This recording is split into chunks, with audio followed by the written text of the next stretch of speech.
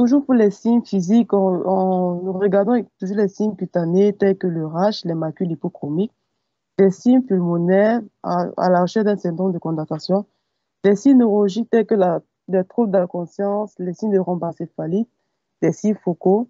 Et on regarde également les parties génitales à la recherche des ulcérations. En bref, on doit faire un examen complet du patient.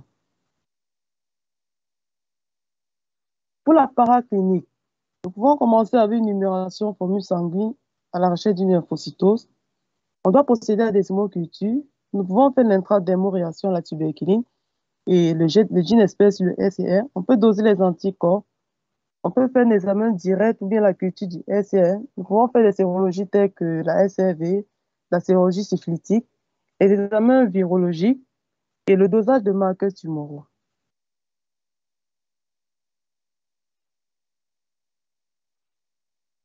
Parlant des étiologies, nous avons d'abord les causes infectieuses. Nous commençons par les causes virales. Sur le plan clinique, elles concernent souvent le nourrisson ou l'enfant d'âge scolaire qui présente souvent un tableau de rhinopharyngite. Et généralement, le début est brutal. L'enfant présente souvent un syndrome méningé franc avec des signes d'acéphalite associés. À la paraclinique, à l'analyse du SCR, nous avons une lymphocytose avec une glucorachie normale, une protéinorachie qui peut être normale ou élevée, mais inférieure à 1 gramme par litre. Et la PCR positive confirme le diagnostic. Les différents virus incriminés sont à 90% des cas les entérovirus, tels que le poliovirus, le virus Coxsackie, les covirus. Nous avons également les virus des maladies éruptives telles que la rougeole, les orions, le virus varicelle zona. Nous avons le virus herpétique tels que le virus HPV-1 et HPV-2. Les autres virus tels que le cytomégalovirus, l'Epstein-Barr virus et le HIV. Le pronostic dans ce tableau est généralement bon avec une récupération en quelques semaines. Les étiologies bactériennes sont nombreuses. L'une des étiologies les plus retrouvées est souvent la tuberculose à Mycobacterium tuberculosis. Ici, dans les antécédents, nous devons rechercher une primo-infection tuberculeuse non traitée, l'absence de vaccination et la notion de contact tuberculeux. Et elle survient généralement sur les terrains d'immunodépression, sur les terrains de malnutrition.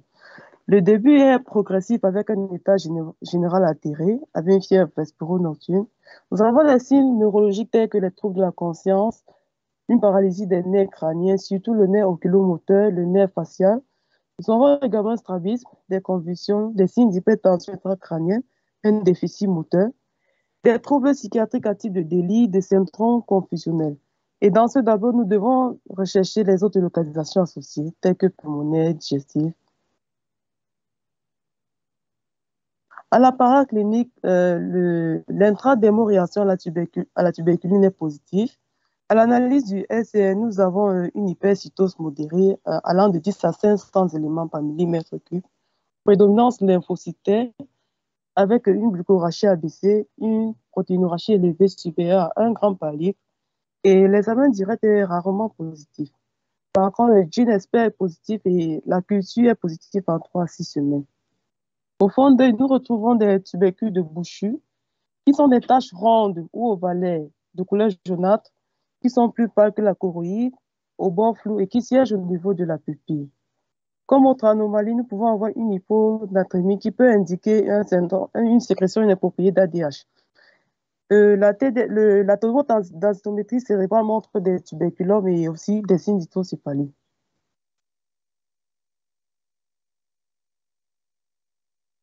Parlant du pronostic, le risque de séquelles est élevé. Très souvent, nous retrouvons une hydrocéphalie, ce qui nécessite en urgence une dérivation externe. Et nous pouvons avoir une paralysie séquelaire et le taux de décès ici est situé entre 15 et 40%.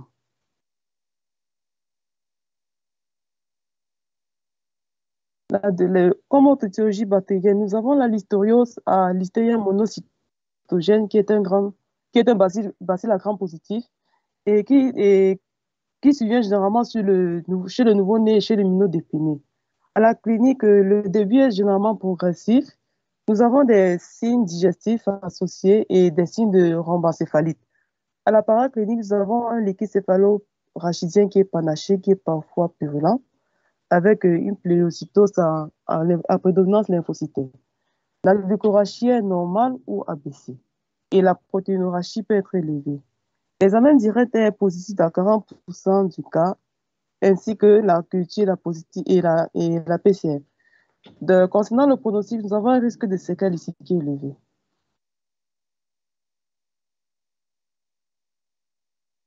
Comme autre bactérie, nous avons la syphilis à Treponema pallidum.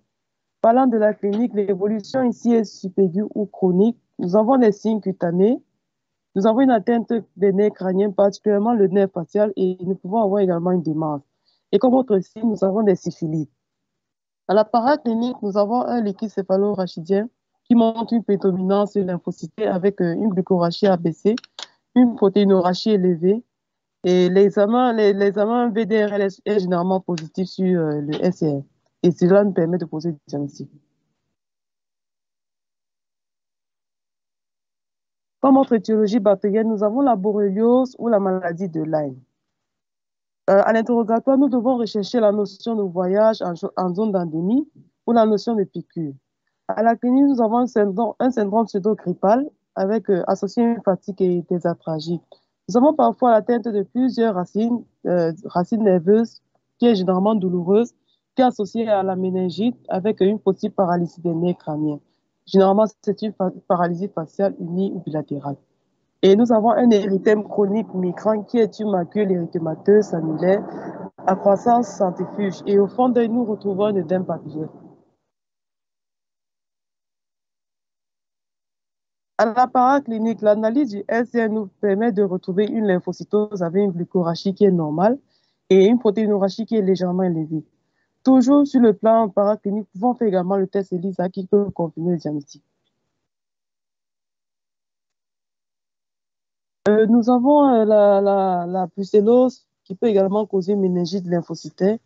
Ici, le diagnostic repose sur la notion de comptage, sur la notion de fièvre sudoro-agique qui est souvent inexpliquée et nous avons la coexistence aussi d'une atteinte radiculaire. Le diagnostic est généralement confirmé par le stérodiagnostic de Roy qui permet de détecter les IgM et l'analyse du SCR. On peut également procéder à des hémocultures et des hémocultures. Comme autre étiologie bactérienne, nous avons la leptospirose à leptospire. Et ici, pour l'interrogatoire, nous devons rechercher la notion de bain de rivière, la notion des égouts. Et la méningite dans ce tableau s'associe souvent à un tableau d'hépatonéphrites, de purpura et de saignement.